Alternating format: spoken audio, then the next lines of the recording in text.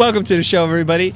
No need to be alarmed. I know it's April 2nd, and what are we doing on the live stream? Usually we do this on Thursday and Friday. Well, sometimes your guests aren't available on Thursday and Friday, and such is the case with our guests today. But before I get into all that stuff, summer's just around the corner. The rain has stopped here in Los Angeles. Things are really beautiful. People can ride their scooter from Venice to Beverly Hills and enjoy it. So summer reminds me of ice cream, warm weather, and if you live in Southern California, palm trees, sitting by the pool, but it also reminds me of something else. What am I talking about? I'm talking about graduation. That's what I'm talking about. There's going to be a lot of students flooding the market. Then they're going to be snapping up, trying to get their resume in order, jumping on LinkedIn and everything. So today's episode is going to be for you, first-time job seekers, new grads. You know who you are. What we want to do is to help you set realistic expectations. Ricky is hard of hearing. Thank you very much. Our guest on today's show is a designer. How do you know? Because she requested I said her name all in lowercase or all uppercase. She's a designer. She's a creator and host of Design Recharge. Amazing podcast. I was a guest. You guys need to check her out. Check out the Design Recharge show. She's also an associate professor at the University of South Alabama, where she's been teaching for over 15 years, coming up on her 16th year. She graduated from Auburn University, got her BFA in graphic design. Also got an MFA from Virginia Commonwealth University. She's also the owner and creative director of Little Bird Communications. Welcome, Diane Gibbs. How are you doing, Diane? Wait, hold on. You guys might be thinking, is there a clapping track? There seems to be more noise and more people in the room today. That's because Melinda and Rahul, two pro members, also with Diane, also a pro member, we're all pro'd out today, you guys. So we just finished recording another episode, so that's why they're hanging out with us, okay? So Dan, we're going to talk about school and what your observations are as a teacher, because you're still in the trenches teaching. I'm sure you have a lot of funny stories, anecdotes, horror stories, attitudes, opinions that we need to readjust and dial in there. But first, I just want to say this.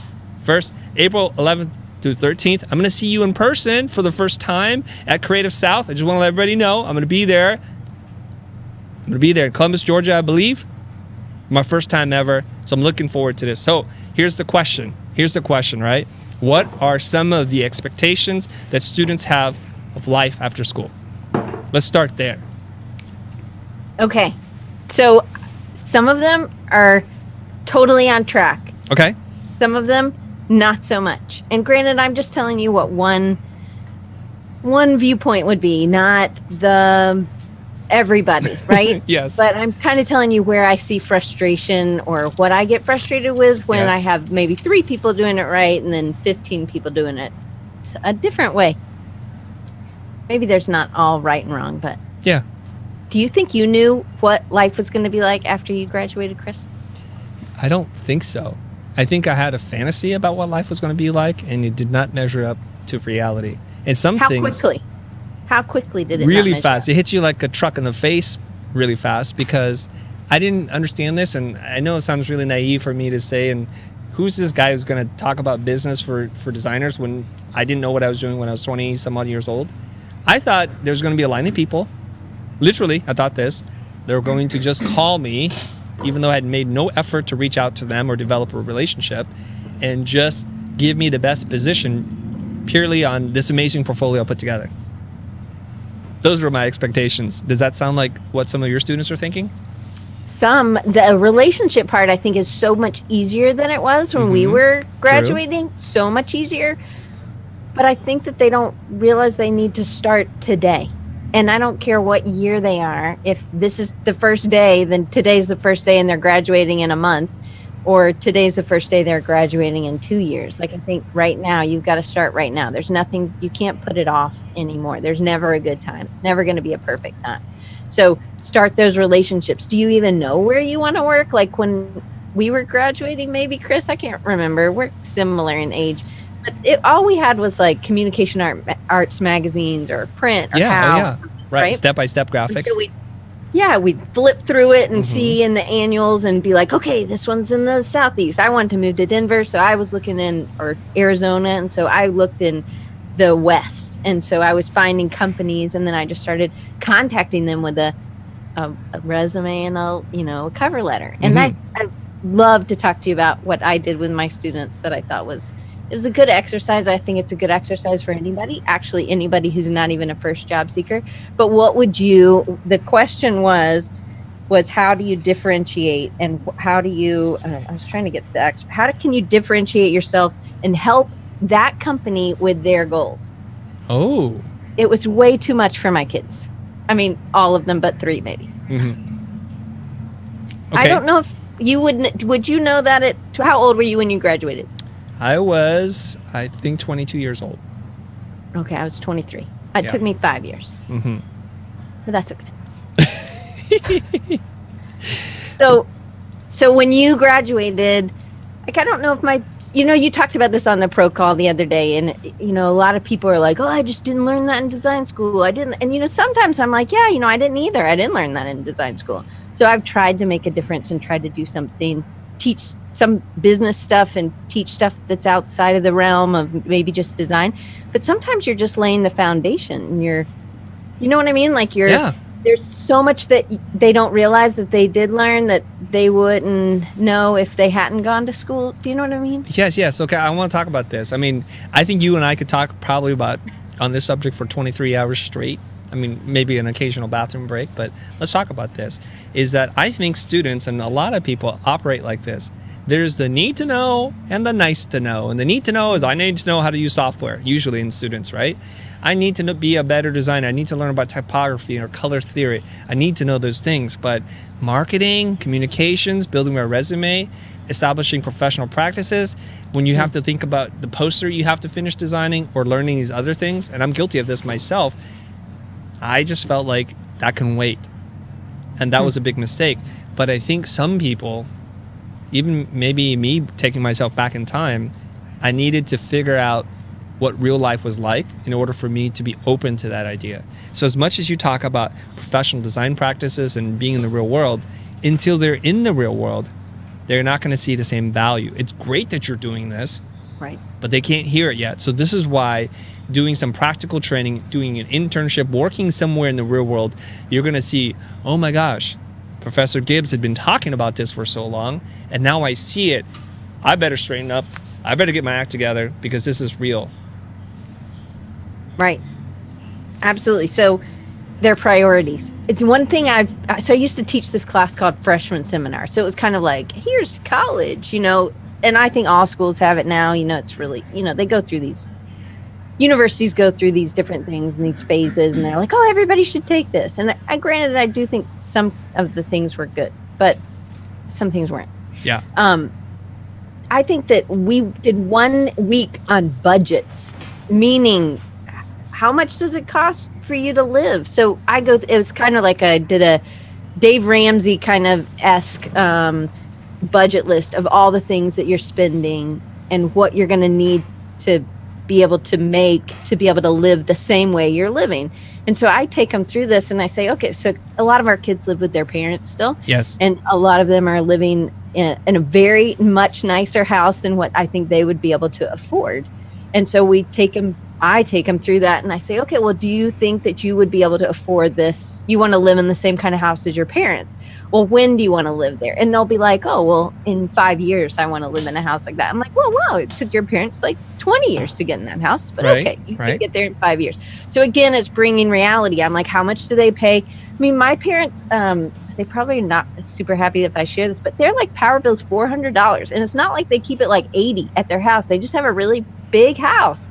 And so I'm like, please do not leave me your house. I do not want your house. I leave it to my sister. She can maybe pay for your power bill. But I was like, okay, well, I need something what can I afford? And so I think students now some of them, I feel like I was blessed in this way that I went off to college. So I still had to pay some things, like I didn't pay for them. My parents still gave me money, but I literally had to write the check. And I think that's a whole nother conversation. I'm sorry, I'm getting off track. That's okay. So you're asking all these questions about expectations and reality. So what are some things that we can, I mean, if I'm a student and I'm watching this, and there are a lot of students who watch our show or first-time job seekers, let's set the record straight. Let's give them a tool. What can we do? Let's make this more concrete. Man, I have a PDF I could send you of this budget. I didn't know we were going to talk about that. I should have just had it ready. Okay, then you do whatever, you could, this is your area of expertise. I'm just trying to cue you up for the answer. So one thing I think is, there's two things. I think you should know what you're going to be spending and what you need to make, because you may need to have a second job in the beginning. Yeah. And I think in the second job, probably, don't hate me retail people, but you probably needs to be waiting tables. Wow. Oh, did Dan freeze? Oh, I guess so. Okay, I'll talk about this. I'll respond. We'll take a moment now to bring Rahul and Melinda into the conversation, because you guys are here. You have live mics, right? That's why we're a little bit behind where we wanted to be, but that's cool. We see that there's 238 people watching right now on the live chat. You guys, they're reading your comments, and if you guys care to, you can address them. I said say hello to Rahul and Melinda, and you guys can do whatever you want. So did you see any interesting questions that pop up so far? Just one question I saw. Alex Chung asked, would it be okay to ask, what would I have to develop to be useful for your team? I'm assuming they're asking that if they were in an interview. Oh, like they would ask the recruiter and interviewer, what would I need to do to be useful to your team? That's how I'm understanding it. Okay. It's good that you asked that question. It would be better if you had some ideas around what that was before you even did the interview. If I'm interviewing you, I'm always impressed when people do their homework. And the more homework you do, short of stalking me, the more impressed I am. Just want to throw that out there. There was one guy who had been hitting me up on social media, who had been asking me for an opportunity, and I was just thinking, this is not right. It's just not right. And then the chair of his department reached out to me and said, will you consider this kid? And I'm still thinking, I don't know if this is right. Lo and behold, I'm walking around 3rd Street Promenade here in Santa Monica. I'm in the Adidas shop just looking at stuff. And he turns over and he looks at me. I don't know who this kid is, right? Turns over and he's like, hey, are you Chris Doe? I'm like, yeah. This is before doing the channel. This is way before. This is pre-YouTube, right? For me. I'm like, yeah. He goes, oh my God, I don't want to scare you. I'm not a stalker. I'm the person who's been sending you these emails about getting work. And it's so fortunate for it to bump into you like this. I'm like, oh, it's a little creepy. My wife's looking at me like, who is this person? I talked to him for a little bit. I leave. He did wind up getting the internship. He did wind up freelancing for us. And he's now since had a very successful career. He's been freelancing for some really large tech companies. So it impresses me when you learn something about us, the company. All right. I think Diane's back because I can hear you now. Yep. All right. Sorry. What happened there? I don't know. Okay. I'm on an Ethernet connection, so sorry. Landline. That's funny. Okay. Let's keep rocking and rolling. So thanks for asking that question, and Melinda for bringing it to the surface. Dan, I'm not sure where we left off, but I think I put you in the hot seat for a little bit, and that's probably why you just hit Command Q. Right before. You did that on purpose so you can find the PDF. I know your strategies. I get it. Okay. Did you find the PDF? Were you? Lord, I was just trying to get back connected online. No, I did not find the PDF. I will send it to you. Okay. Link it up if you want. But anyway, so they need to know what their budgets are to be able to live comfortably or know what they're going to have to give up, right? And then I think you also, I was talking about having a second job, because sometimes our first jobs don't pay that much, right? You're right. Second job. Right. And I talked about maybe not retail, because you have to stay current, and then all your money goes to clothes. So probably not a great idea. Okay. Unless you're right. So, or that was, hey, learn from me. I worked at Abercrombie. Not a great place. It's pretty expensive clothes to stay up with, even with the discount. So then, but then I got a job when I was in grad school as a waitress and a bartender. And that was terrific, because one, if I wasn't an extrovert, but I am, if I wasn't, it would have forced me to talk to people, which I think could be good, and you can make good money, I guess, on the side. I don't want people to go and be like, oh, I'm just going to be a waitress, or not that anything's wrong with that. It's a great profession. We all need people like that. But if you're trying to be a designer, just sometimes I think it's realistic to know that you have to work a little bit in some other fields sometimes to get, and we do customer service all the time. I think as a designer, when you're talking to, you have to be able to listen, you have to be able to anticipate, and it's not about you. It's about your customer. Mm-hmm. Let's get back to this thing. I think you and I'm going to invite Melinda and Rahul into this conversation, this dialogue as well, is we may have had very different outcomes or experiences coming out of school. Mine was very different. So when you said you should consider getting a second job because your first job might not pay you enough, are we talking about out of school? So yes, that wasn't what happened to me. Right. But I know it happens to a lot of my students. They either don't want to move or we don't have a big market here. Right. Did it happen to Melinda or Rahul? You guys chime in. Well, I went to school for illustration and then I pivoted to graphic design. So I had no idea how to get a job in illustration, and I thought graphic design was the only way, because that would lead to an opportunity to get any illustration work. And then I just fell into that. So there was no guidance for me telling me how I should get a job in illustration. I thought it was just going to be full of freelance, and I didn't want to not have any money. How long did it take from the moment which you graduated to earning money doing the thing that you would consider as your profession? Probably about a year. Ooh, Yeah. okay. I'm going to write that down. So it took you a year. Yeah. Okay. Melinda, what about you? I got an internship that started the week after I graduated, and that turned into a full-time job. Okay, so how long did it take from that internship until you got a regular paycheck? I was getting paid for that internship, but until I was getting paid as a freelancer, it was about 6 months. Okay, 6 months as a freelancer, and then when they offered you the job? It was a year after I had started with them. Okay, ooh, look at that theme there. A year. And Dan, what about you? How long did it take for you to before? Well, maybe your circumstances a different market. Yeah. So it was. I think it took 3 weeks. Sorry. It was Denver, and it was 1996, so it was really easy to get a job as a designer. She's like, oh, so sorry. It just took me 3 weeks. What are you guys doing? Well, hey, my friend Tara, she got one before we moved. I thought I felt like a loser because it took me 3 weeks. Oh, yeah. You were a total loser. It took you 3 weeks. You losing loser. I can't believe we let you on the show. It took you 3 weeks. Somebody find me a new co-host here. We're done. We're done. Interview over. I'm out. All right. But I did have an internship before that. So I think internships are really important. I had one with the Weather Channel and the Travel Channel. I don't really think the weather. I mean, I love the Weather Channel. Yeah.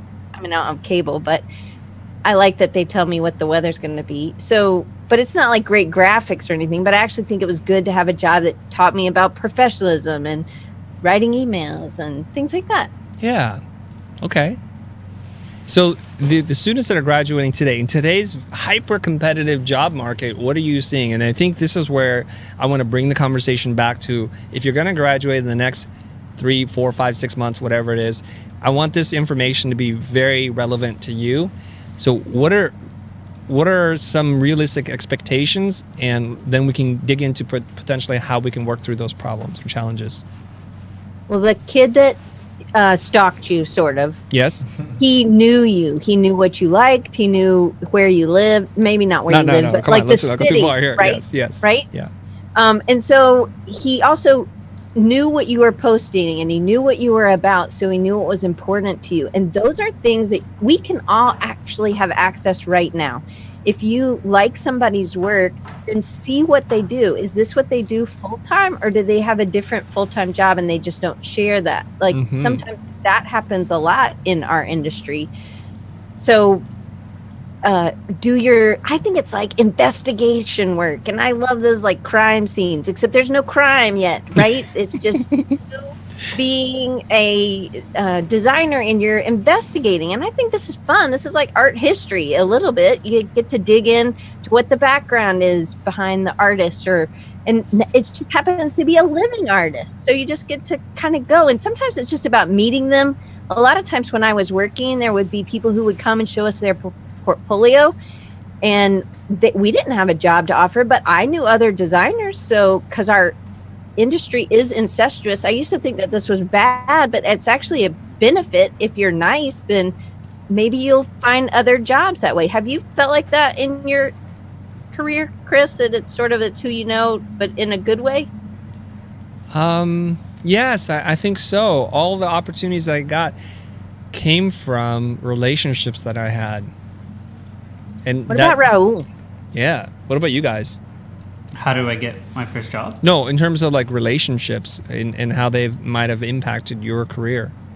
I got a lot of freelance from relationships, especially my dad, surprisingly. Yeah. The good old And nepotism thing. That helped me actually transition from working full-time to starting my own business. Mm-hmm. So heavily reliant on relationships for sure. But Dan, What about you?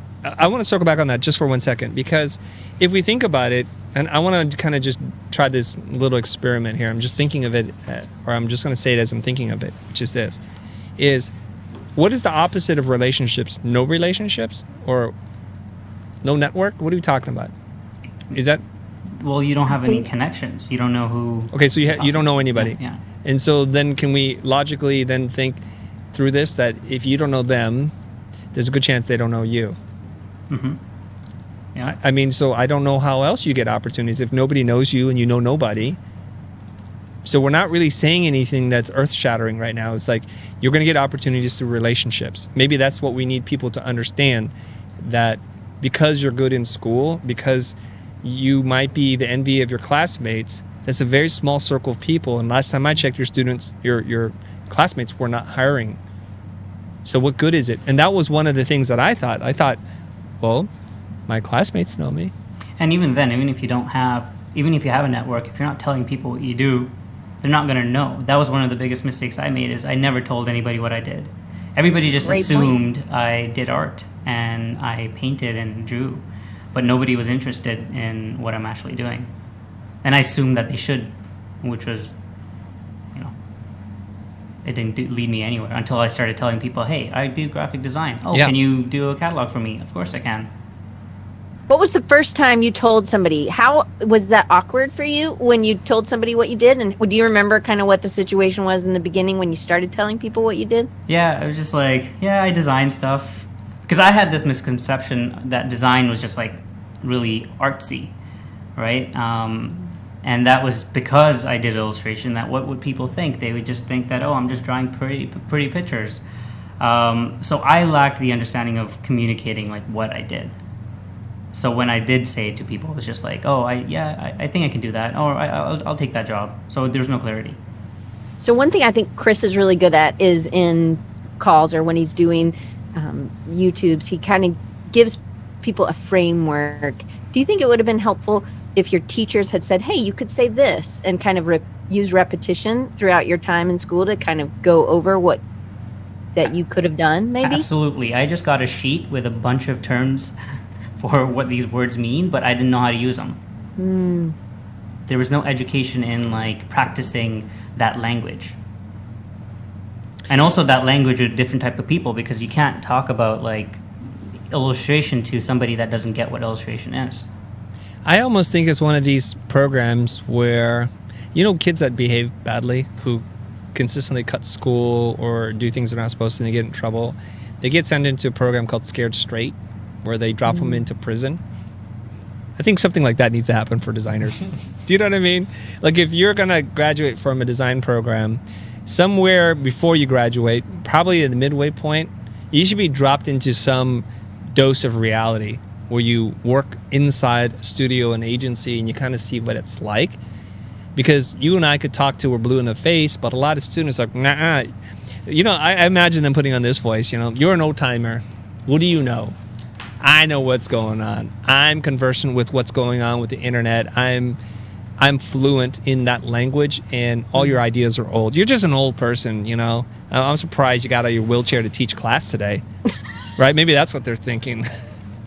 And you're like, yes. It's not relevant. I'm gonna do it my way. I'm a creative being and an individual, and you don't tell me what to do. And that's probably what they're thinking. So until they unplug and they get themselves into an internship opportunity or do some real work in a design firm that kind of looks like where they're going to be in the next 5 to 10 years, they're not going to be able to hear this. I mean, I'm telling you because I took a marketing and a business class, and I just flaked out on it all the time. I didn't show up for any of my scheduled interviews. I didn't even take that class. I wasn't thinking about that because I was thinking, I'm going to find me a job. Actually, they're going to find me.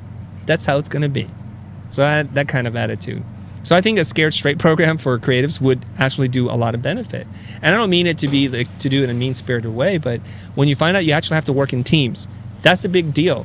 You have to learn how to work with a creative brief. You can't just do whatever you want. That's a big deal. You have to show up and be creative during the time in which people pay you to be creative. It can't just be like, I feel like doing creative things at 3 p.m. It's going to be really difficult for most companies. Scared Straight. Let's launch the program. Let's do it.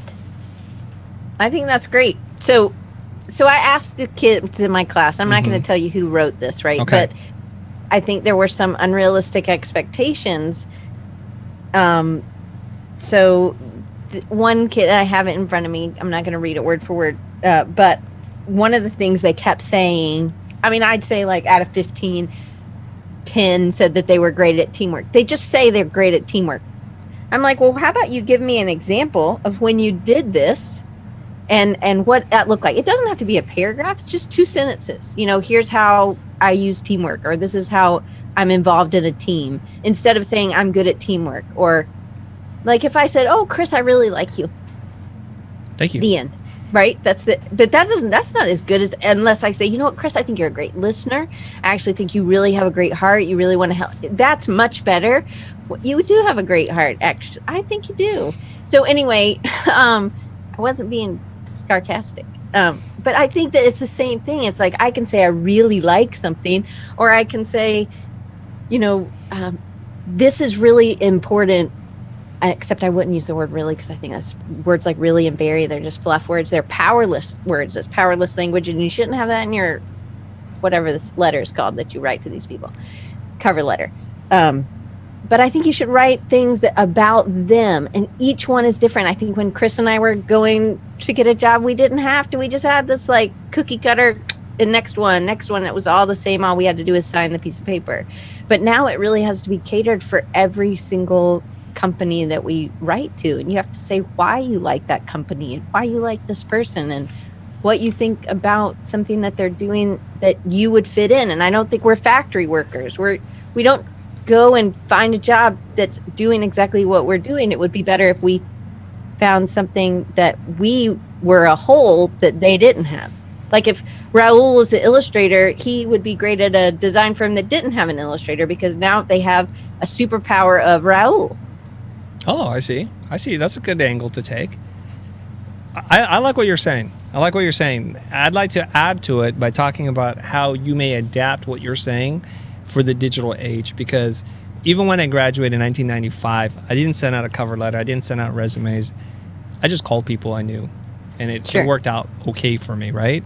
So in today's age, you will be surprised. You'll be shocked at how available and accessible people are on social media. I think Gary Vaynerchuk talks about this. Just DM people. Get your DM game going, because people respond.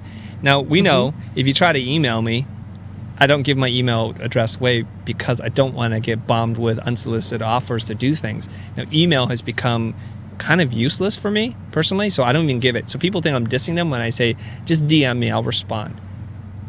And people who are at least somewhat active on social media will respond if you take the time to do 2 things.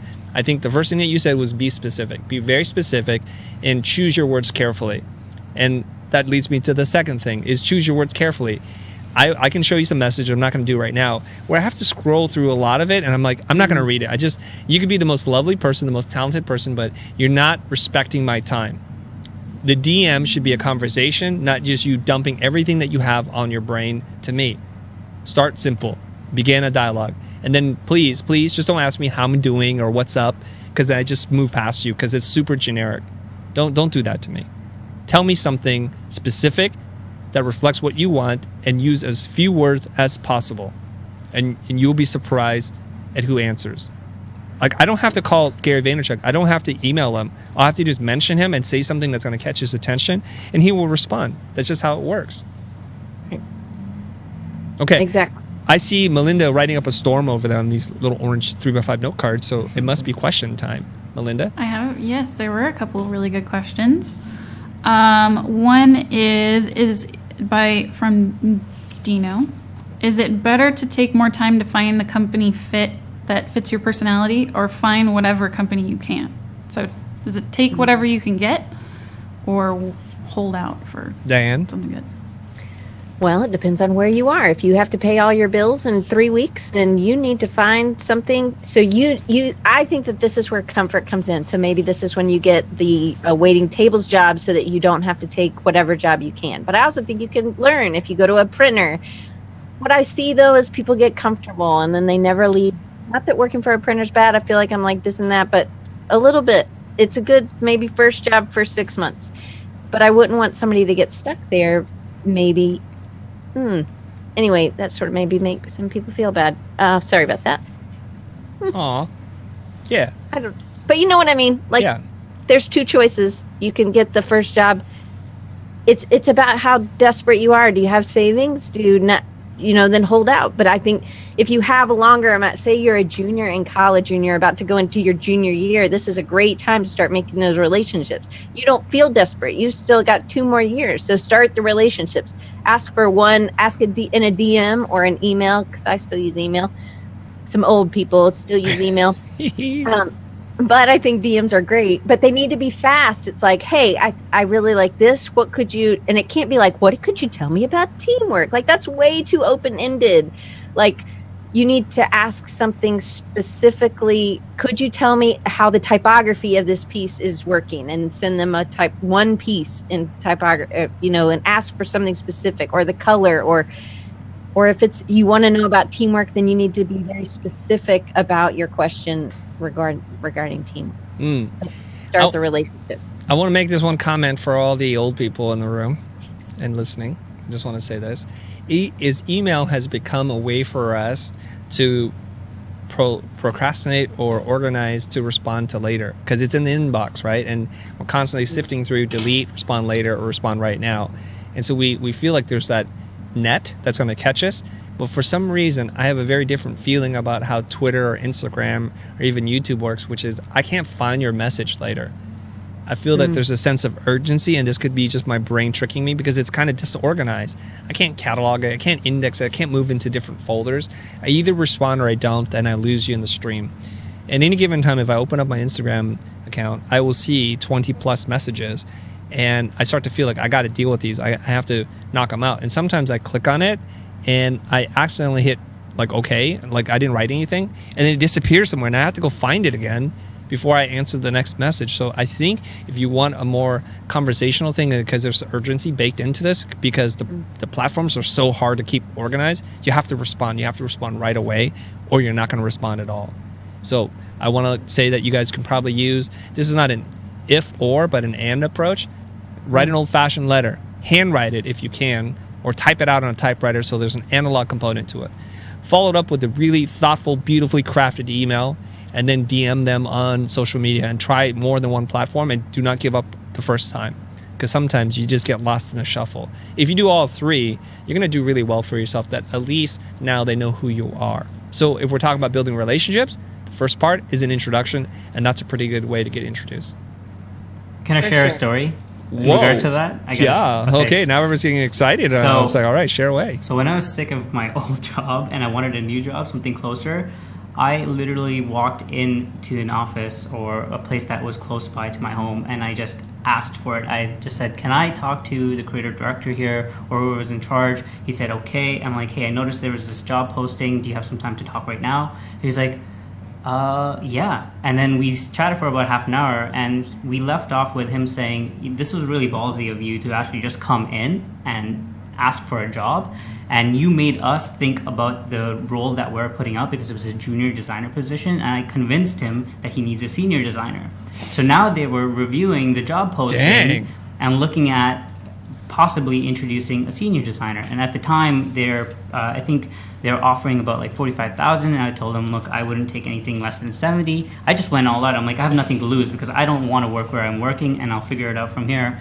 And he's like, you know what? Yeah, that makes sense. Let me talk and review to see if this is possible. We had 2 more interviews, and inevitably, they actually just dropped the job posting and said, we're not going to hire right now, but once we have an opening, we'll contact you.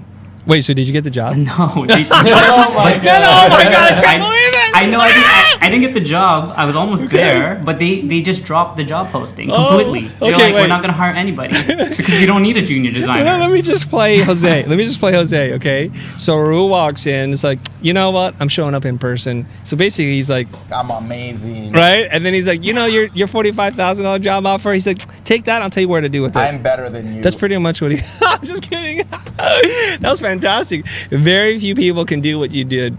Is to walk into a place and say, yeah, you don't know me, but I need to talk to the creative director right now. Yeah, and I'm not saying solicit, but I just had to. If you need to do what you have to do, just go for it. Yes, you're very good. I can't believe it. But you were confident. Yes, he right? was. You were confident, He was different. and you had a job. You weren't desperate, but you knew you could give them some added bonus. And so there was nothing on. So it's just like people not wanting to ask people out, or people not wanting to DM people. There is nothing on the table. Just put it out there. Just get I think we should have a failure quotient. Like, I need to fail 10 times this week. Instead of saying I need to succeed 10 times. You're not going to fail all 10 times if you put yourself out there. If you went into 10 places, you may fail all 10 times, but probably not. If you ask people for something, they may give you freelance, or they may, you just have to put yourself out there. I love that you did that, but Yes. I think you weren't desperate. No, he wasn't. Obviously not. He's like, no. Junior? No. Senior. 45? No. 35. 35 is where we're going to start this conversation. No job? All right. No job? I didn't want it anyways. You can't fire me. I quit. That's what he's really much doing. I do want to say this thing. It's that, Dan, you're right. If you show up 10 times, you might fail 9 or even 10 times. But if you show up 0 times, you fail 100% of the time. Thanks. That's pretty much it. That's it. Right? So can we ask Melinda, get a woman's perspective? Yes, please. What was the question? So what have you done job wise? Have you ever gone out on a limb kind of like Rahul did, or have you ever tried to go about or DM or start relationship? Have your second job or third job been relationship based? I played it safe. Big time. What a surprise. I Orange know. County Lots safe. of women play it safe. I played it safe, and I took the first internship that was offered to me. Luckily, it was at a very good, large company. So I started at Oakley right away, right out of college. And I thought, well, because I got it through an AIGA portfolio review. Oh, nice. And everybody said, if you're going to get an internship, if you're going to get in somewhere, get it at Oakley. And I thought, okay, I'll try that. So I made sure to sit down and get my portfolio reviewed by the creative director that was there. And then a couple days later, he called and offered it to me. So I thought, well, I got it, right? That's what everyone said I should do. And so I took it, and I felt extremely lucky and blessed to have that. But at the same time, I think back, I wish I would have tried to just see what was out there and talk with more people and just to gain that experience and see just what other things were out there. After that, I stayed with Oakley a long time, and I quit and came back. So that was all based on relationships and people that already knew me there. And then with freelancing and starting my own businesses, that's all relationship building, and that's a whole different ballgame. I'd like to tell a story if I may. Can I do that? May I do that? Please. Okay. First of all, I want to thank Kakonia for dropping us a super chat, blowing a lot of kisses at us right now. I think it's mostly for Kakonia. Yeah, I think it's for me, ladies, but I think it's for me. No, I'm it's sure. probably So, allow me to tell you this story, okay? I have a strategy. When I go to Las Vegas and I stay in a nice hotel, I go to the buffet, and I don't eat buffets very often, but if I'm going to, it better be a really nice hotel, casino, restaurant. And I have a very specific strategy, and I notice how other people eat, and they don't employ the same strategy, and I'll tell you what it is. I go out with my plate. I'm very careful at what I pick, but I take a very small amount of things, because sometimes what looks good doesn't taste good. And I fill up my plate. Just lots of little things. I hate wasting, so I'm never going to take more than just a little thing, right? And then look at my son. He's got a plate, and it's like one kind of food. Like, you're missing the whole point of a buffet if that's all you really wanted to eat. We should have gone somewhere else. So I sit down, I taste these things, and I think to myself, this is good, that's great. Oh, I tell my wife, honey, you got to eat this. Or kiddo, look out for this. This is not, it's just too spicy for you. And then I go back and I make my second round. And then in the second round, I can now, with a more informed palate of what's working, what's not, I pick what I want. You guys are thinking, okay, why is he talking about this besides it's lunchtime for us?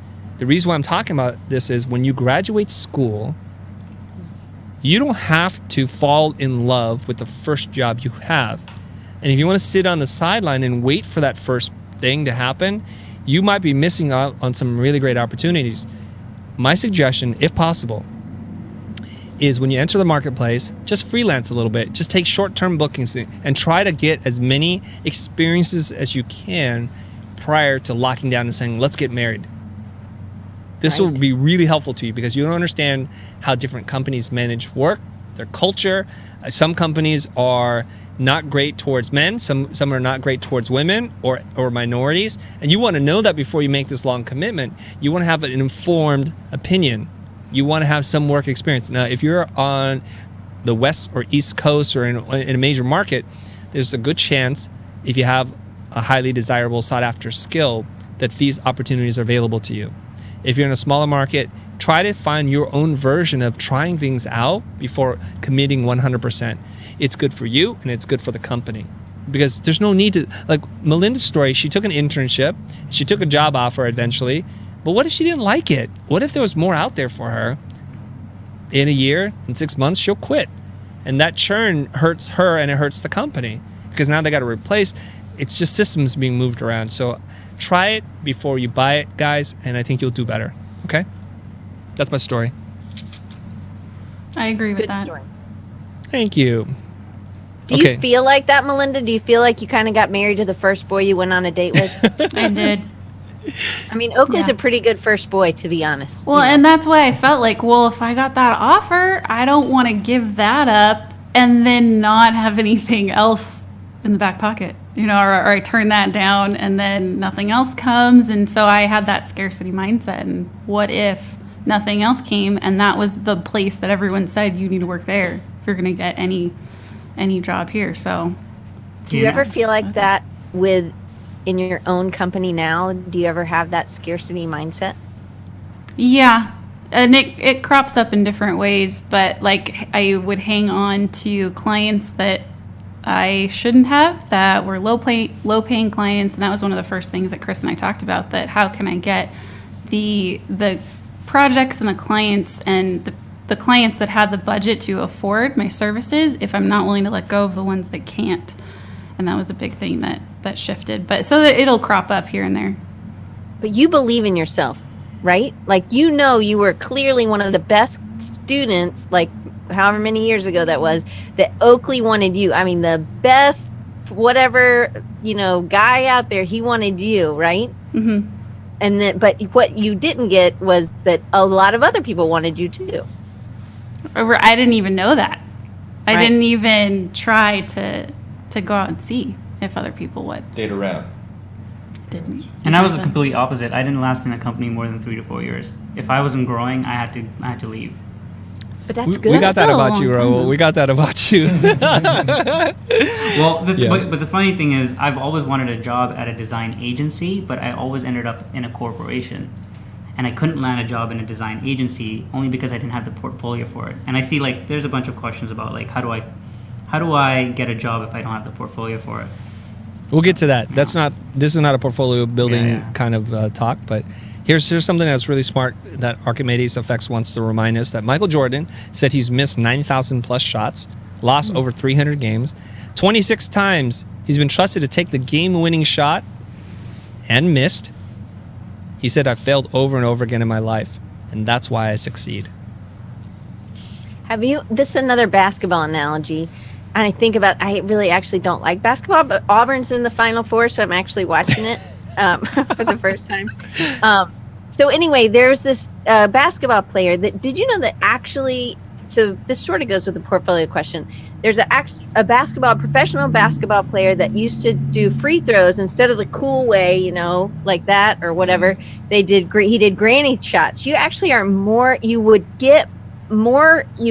it had a better success rate to do granny shots, like through the legs, look old like an old lady throwing the basketball. And he was the only one. Nobody else would do it because it didn't look cool enough. So that was not a measure of success. If you were successful, you would shoot it the cool way, which I think is really, maybe you don't have to have the exact portfolio, or you have to be able to talk about what you're doing. I do think sometimes we just don't have the right client projects or whatever. But have you ever heard that? I think it was an NPR something episode. Do you know what I'm talking about, Chris? I do not, but I believe it, because guys especially want to look good. They care more about what people's opinions of them are than getting the job done, unfortunately. That's why we do so many stupid things. That's how wars are started. I mean, throughout all of history, it's like, I want to look good. I want to look powerful. I can't back down from this situation. So yeah, I totally can see that being true, 100%. Now you're just giving me an excuse to shoot a granny style. I know. I just think, like, if this is more successful, like, one of the things that people would do all the time, we would do this, we would have, people would just come in and show us their book. And I actually think having relationships, you have to start those somewhere. I think they need to start online and social media. And it's not like, oh my gosh, blah, blah, blah, blah, blah, blah, blah, blah, blah. It's like, oh man, that's a really cool piece. Or this is why I think that is neat. Like, I love the color palettes, or I really love your patterning or your line work, Rahul, right? Like, I love these things that you've done. And you say something smart, so you're using the vocabulary in a way that people will understand that you know what you're talking about. And then you build this relationship and you keep talking. And then maybe you go to DM, and then maybe at some point you say, hey, would you mind jumping on a video call? I do this all the time with people. Like, Chris, the first time we met, I didn't know who you were. I'm so sorry. I didn't know. I guess I was in a hole. And you needed something, and I said, okay, I'll give him 30 minutes, And Yes. then we ended up talking for 3 hours or something. So, but I think, people just reach out. People are really nice and good. And if they're not, then you don't want to talk to them or work for them anyway. So but you have to build a relationship. For me, the reason I talked to Chris was because a friend said Chris needed something. And so I trusted that friend that Chris was a okay person that I should give at least 30 minutes to, So I just think you've got to start somewhere and go and ask, and when you're at what I would say was an interview, but it wasn't really an interview because they weren't hiring, then you would go say, hey, is there anybody else that you know in town that would be maybe is looking, or that could also give me some feedback for my portfolio? And then that's getting their relationships. And from those relationships, then you might end up getting a job because somebody knows somebody who didn't list a job, but they are hiring. Fantastic. You know what I'm thinking? It's almost lunchtime is what I'm thinking now. Could you guys hear my stomach grumbling? Okay. What I want to do is this, Dan. I think there are a bunch of things you and I kind of brainstormed over in terms of what we wanted to talk about. The time has kind of flown by. What's another thing that we can talk about? And we'll kind of end the show on this last juicy topic or observation you've had. I would give examples of things that you've done instead of, I know I kind of talked about this a little bit, but like so somebody said, I want to help contribute story ideas to Pixar. Okay, wait. I think I might have the title for that. Okay, so put up this title, please. Any minute now.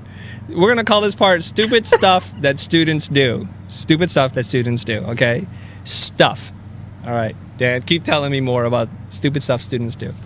Okay, it's really pretty good, funny, I guess. So I would love to help. And now they're being honest and true. And I think but I think so many people are like this. So this is not making fun of the student at all. This is them sharing their heart. And I totally, I'm right there with you, but you have to kind of be realistic. So I would love to help contribute story ideas for Pixar shorts and even concepts for their movies. Like, that's a sentence in this thing. And the question I had asked was, how can you differentiate yourself and help them, the them, I guess, being Pixar, with their goals? So then what I said back, and I write a ton of notes over all these students' things because I don't know if they read them or they hate me or whatever. Sometimes I think they're crying as they're reading them. But I said, okay, we'll start creating these now. So these story ideas and concepts, I think that that's what the student should be doing in their social media now, is just concepts, and story ideas, and maybe fleshing out these story ideas. But if that's what they want to contribute, they can't just say they're good at it. They actually have to show it. It's just like, oh, I'm a really nice person.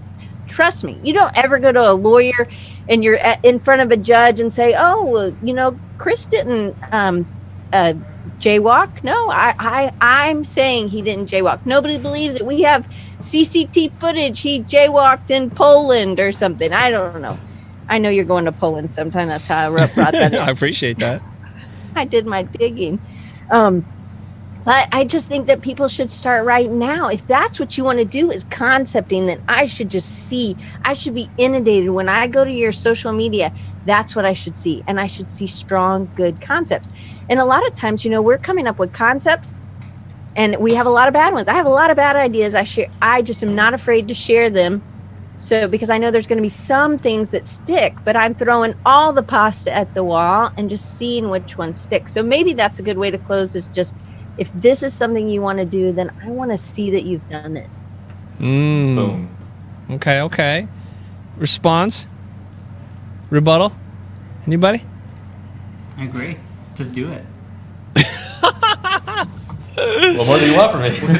Okay. What's stopping you? Well, all right. I just want to make sure. Don't you guys have a YouTube channel you plan to create soon? You're going to have to do more than, okay, just do it. Come on, guys. Give me something. Well, I think of my cousin who's actually currently looking for a concept job, and his social media is full of amazing work, and he's still really struggling finding a job. So How are his relationships? He has pretty good relationships in the industry. That I'm assuming they could always be better, but he is known in there too. But it's like J.K. Rowling, right? How he needs to have that failure. Like, I want to have 100 rejection letters by the end of June. Like, because sometimes it's just not the right time, but it will be. He just needs to keep trying. It's like, there is somebody, if it is really amazing stuff, then maybe there's the other side of the thing, is the relationships, or it's that he just hasn't met the right person at the right time. There was a thing in Big Magic by Elizabeth Gilbert. I don't know if you all read that book. Have y'all read that book? No. Okay, well, I didn't really like Eat, Pray, Love, so I was kind of like not so good about this one. But this girl, Amy, she said, oh, I've read it 5 times. I was like, okay, you've read it 5 times? And she liked the talk I gave, so I was like, okay, well, maybe I'd like it. So I read it and I loved it. But she talks about that. She had the story idea, and then somebody else that she knew had a similar kind of story idea, but they didn't know. They were both working on the story idea at different times. And then it just didn't work out, that Elizabeth had to let it go. And then the other lady, so weird, specific story things that were in it that they didn't talk about it. They didn't know each other, but that story ended up finding. So I don't know if you believe in God or a superpower or higher power or whatever, I don't know if it's ever called a superpower or whatever. But that it just found the right person. It found the right writer. And I just think sometimes it's about timing. And one of the reasons J.K. Rowling had such an amazing story is because she struggled so much. And there's so much in that struggle. And it was such an amazing, series of books. Yes. I'm talking about Harry Potter, people. Yes, we know. Yeah. So you're saying her story is more endearing because of how hard it was for her to get her first book published, right? Yeah. Yeah. And that it was so good that people kept saying no to this amazing story. It was always the amazing story. It just wasn't the right time, or it wasn't the right publisher. It wasn't the right. And so your cousin has to just keep going. There's just a desert time for all of us. And I just think sometimes it's just that you just got it. That's when you need to be the beaver and never give up. I believe in beavers. That's my inner, whatever you call it, spirit your totem, animal. your spirit animal. Beautiful. JP just said I applied to 30 plus jobs before getting an interview. Wow. Who said that? JP in the chat. So JP, just keep going. He got a job. He was just talking about or an interview. He got an interview. JP's doing fine, I think. Yeah. Yeah. I'm not sure if he. Yeah. Yeah. I feel like maybe, or maybe I misread that thing. Okay, so here's what I want you guys to know, that I find that I always feel enlightened, and just my spirit or my faith in humanity is always renewed every time I talk to Diane. She has a kind of very grounded perspective in the world. So I hope you guys enjoy this episode. Everybody that's watching this live, please, if you like it, please show us by hitting that like button right now, because there are only like 8 people who hit the like button and almost 400 people in the room. Please do that, because what I'd like to do is invite Diane to come on as a regular guest, an ongoing thing where we can kind of balance the world of school and academics and just me out in the real world and just have a conversation. Not so much an interview, but like, here's something that's burning my brain right now. Let's have a conversation about it, okay?